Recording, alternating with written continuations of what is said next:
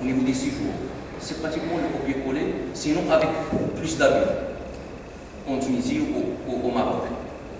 Tu as évoqué la question des étrangers ou des immigrés installés en Tunisie au niveau de leur statut. Combien on régularise par an?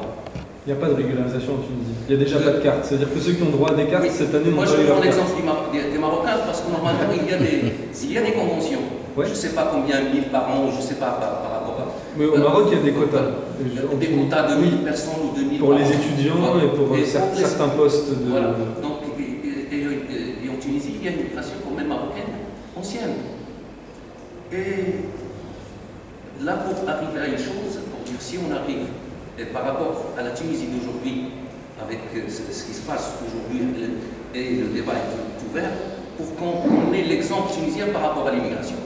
La libre circulation, de créer les conditions adéquates pour que les gens, quand ils viennent utiliser, veulent s'installent correctement avec un statut. C'est là où on peut créer ce rapport de force avec l'Occident. Et là, on peut parler de réciprocité. Respectons nos immigrés, nous, regardez comment on traite l'immigration dans notre pays.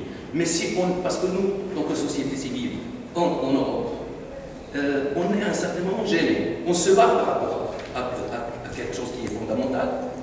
Et dans nos pays d'origine, on trouve les abus vraiment. C'est horrible. C'est horrible. Et là, ça crée un obstacle dans nos combats quand on se bat là-bas et on est gêné par rapport à ce qui arrive, par exemple, aux Sud-Sahariens au Maroc, par rapport à des politiques discriminatoires. Là, les dernières déclarations du ministre marocain pour régulariser les Occidentaux, il les invite à régulariser leur situation. Et il oublie qu'on a une population qui est marginalisée, si ce n'est harcelée et chassée. Donc c'est là où on est dans les contradictions. Et la Tunisie aujourd'hui, pour nous, c'est l'espoir.